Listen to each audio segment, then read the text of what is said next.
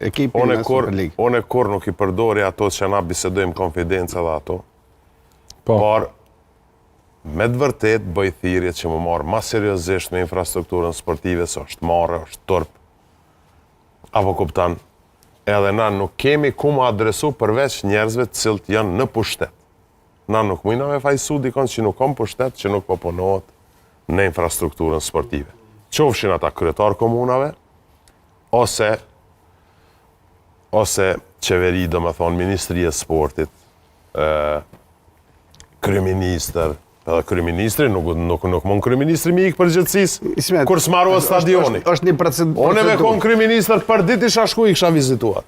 Është një procedurë kur kërkohet me u ndërtu për shembull tokë te kryetari i Mitrovisës, mandej e sqaron.